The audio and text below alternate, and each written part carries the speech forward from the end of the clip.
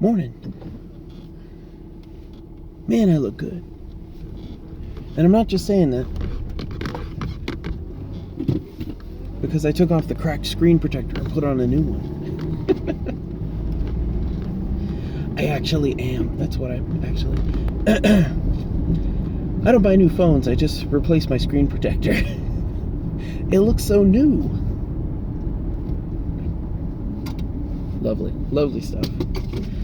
So, I figured out the thing that I was trying to figure out. And I'll tell you, it's difficult to figure out things when you don't know what it is you're figuring out.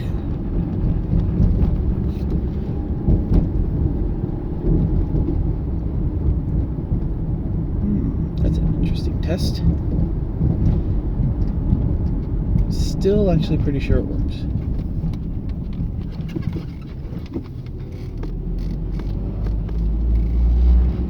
Yeah, still pretty sure it works. I'm still thinking about this, but I've been trying to work up a thing that is not a dactyl, because the dactyl's the dactyl. It already does dactyl stuff. I have a dactyl, and I don't use it. It doesn't feel right. It feels weird. But I was reminded of the Microsoft, it's not called the Flex. Logitech did one called the Curve, where it has kind of a sweep to it. That one's kind of nice. But Microsoft did, Microsoft has pretty good peripherals, which feels weird to say, but they kind of do. One of my favorite mouses is an old, I think it's IntelliPoint, whatever their brand is. And it's a really good mouse. And I've had it for, it can't be like 15 years, can it? It might be like 15 years. That's an insane amount of time for a piece of hardware to continue working. Oh, man. It was those ones that had like the smoked case on it, where everything was kind of shady inside it. And it had insane battery life, too. It was really, really well designed. And it was a great feel for the mouse, too. Very sensitive. Yeah. I'm blanking on the name, but it's like that.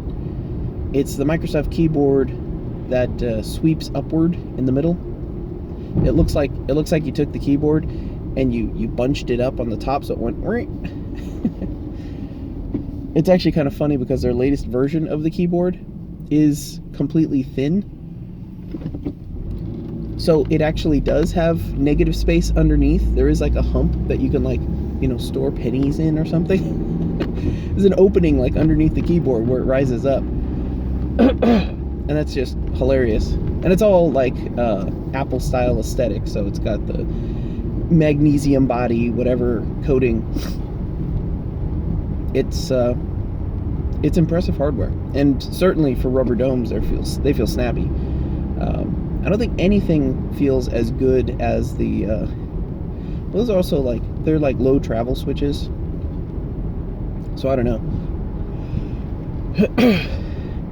But they also do the button, bleed where like the Q key is, or the Q key, the T key, I guess it would be the Y, like the YB split, the Y key, whatever keys are near the middle get like stretched out. So it feels weird while you're typing, but they're still there, and they're still usable.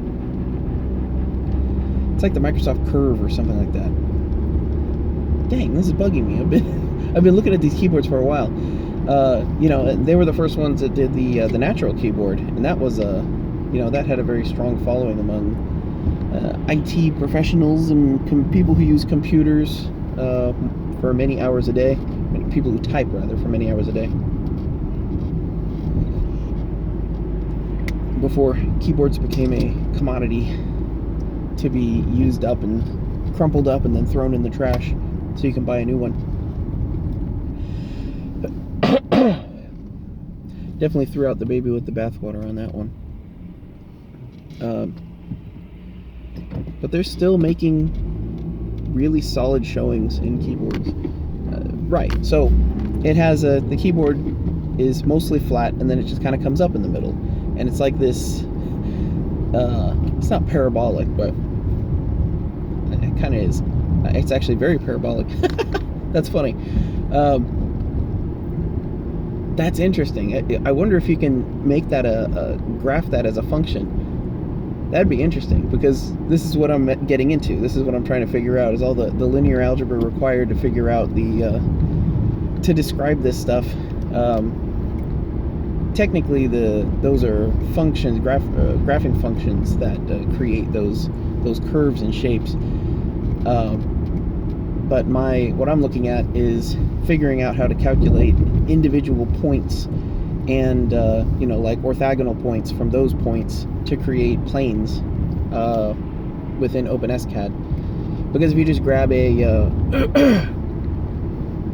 I make a switch cutout in OpenSCAD and then say, cool, now grab that switch cutout and rotate it 37.5 degrees this way along the x-axis, then it'll do that. But I have no idea what that new corner point is once it updates after that rotation. So I need to calculate all of those beforehand and figure out where that point is going to be, so that when the next switch comes up next to it, it needs to have the same, it needs to be butted up against it and have the same spacing. So that's where things get a little squirrely. But I seem to have figured out, I finally figured out what it was I was trying to figure out. Figuring out the name of the topic is the first step in actually being able to figure out the topic, understand the topic. And it's matrix math and linear algebra, which I surprisingly have had absolutely zero exposure to. So learning that fresh was kind of neat. But my desire is to create switch partners, essentially, or switch neighbors. You describe the switch positions in a grid, a two-dimensional grid, so that you can say where this switch is and then where that switch is. You can describe this switch in relation to that switch, and then on down the line from the middle out. Actually, it'll probably be from the left and then up, and then I think it's going to read from left to right. I think I might have to. So the idea is, the complexity of this is that I can't just make plate positions, because if I make a plate positions that are right next to each other and move one up and one down like on the dactyl, that's not a problem, because there's no collision that takes place. But if I take one and angle it toward the other, well, now the switch plate sits here, the switch top, and then the keycap, and those keycaps are things that will clash into each other. So you actually have to calculate the final position of the keycaps, and then using the positioning of the keycaps that you want, and that includes calculating in the height of the switch body. All of that needs to not clash, and then figure out, you'll describe what that looks like. So you've got your Y key sitting up here like this, and then you want your T key to be next to it, but also with a reduced slope. So it has to have the reduced slope and the spacing, the additional spacing, to accommodate the key top, so that it doesn't clash with the Y key, so everything fits together. And then, if you take that same thing and then put low profile switches on it, the key tops don't change, but the height of the switch changes. So it's like the whole assembly gets shorter. But your calculation point, your contact point, the switch top is always in the same spot. I don't know how this works for SA switches, so we can play around with that. But all of this is going to be designed in OpenSCAD, so it'll all be parametric, and you'll be able to tweak things and create weird wavy keyboards, and keyboards that look like happy faces that you play like this. I don't know. I just wanted to give a little bit of a curve to my keyboards, and next thing I know, I'm learning linear algebra. It would be very easy, and I thought about it, and it would be very easy to just like make something and hard code it and be like, yeah, let's give it a little bit of a curve, and I'll map out the switch and the plates and stuff, and if it fits, it fits, and if not, I'll just move it over. I'll just nudge it around, OpenSCAD doesn't really support nudging like most graphical CAD programs, but you can do tricks, and I've got a shorthand Emacs language for interfacing with OpenSCAD, so yeah, I can mess around with the numbers if I want.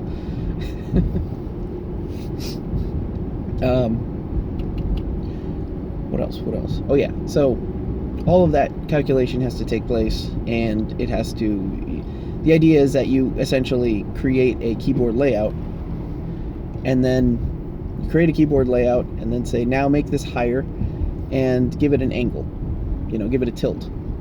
And whatever tilt you describe, and as the facets of the slope even out, you use that to create your curve. And then after you build the keyboard, you can go back to it and go back to your settings and say, it was a little bit too tall. Why don't you reduce the height, reduce the angle on this set of 4 keys, or increase the angle. You can adjust things up and down and left and right. So it'll be a generator of some kind, but it's probably going to be a one-piece keyboard, because I don't want to make another dactyl, but the dactyl has, it's like the dactyl has this concave action, which is fine, and it calculates the spacing required for that, again, which is fine, and then you get the opportunity of taking that column, that C-shaped column, the concave column, and moving it down or up or left or right. But I don't know that there's a way to reduce the angle of that, reduce the radius essentially of that column, of that curve, or to make it convex, go all the way around so that the keys actually stick out. So I don't know, technically everything's convex. It's coming up like this instead of bending down like that, because you can't actually bend down like that, because that's not how the switches work. The switches have smaller bodies, or have similar width bodies as the key tops. So if my interface is the key top, you know what? That only applies to the high profile keys, the regular profile keys, not low profile. So if you do use the low profile keys, you can do weird stuff, like take the keys and bend them like this so that they're positioned on the outside of that curve, and then have them still be close enough together that you can operate them with your fingers without doing any kind of weird stretches. Now we're trying to maintain this, you can get pretty close. Huh. So the other thing about this is there's going to be thumb clusters, and thumb clusters are like how I'm going to fit those into the whole thing. I mean, obviously we're going to have paddles and individual switches, and all that's going to be built into the keyboard. It needs to be, it's definitely, it's more ergonomic. It's going to get you better use of your thumbs. It's not going to be like, I had this plan for a keyboard that you would essentially have your wrists completely straight, and it was like a basketball, and you would just go like this, and it would minimal motion. And what I found is that your fingers are generally flat, or like more or less flat, and typing with that curve is a very different experience than moving your fingers up and down and pressing on things. So learning something like that versus learning something that just has a little bit more of a curve to it. It fits your hand a little bit more naturally. There's a lower delta between the standard keyboard and this. Now, that is not to say that Microsoft didn't clearly already try this, and already, more or less, we could call it a market failure. It's not sweeping the nation, but then again, lots of keyboards aren't sweeping the nation, even though they're better.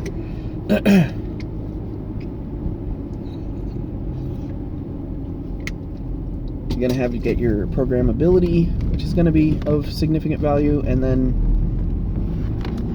see, the other thing is the numpad. There isn't really a way around that, aside from making it a separate add-on, which is probably, oh no, I'm going crazy again. But the numpad could be the entire computer, right? Then you take your numpad from here to there, and back to the numpad, the super numpad idea. The one idea that I really do like about the Super Numpad, like the game changer kind of idea, is the integration of a Logitech unified receiver keyboard controller. So you can pull the controller out of one of those cheap Logitech unified receiver boards, expose the copper leads on the membrane contacts, wire up a battery supply for it, or power it off of whatever your microprocessor is, and then have the microprocessor read the highs and lows, or whatever your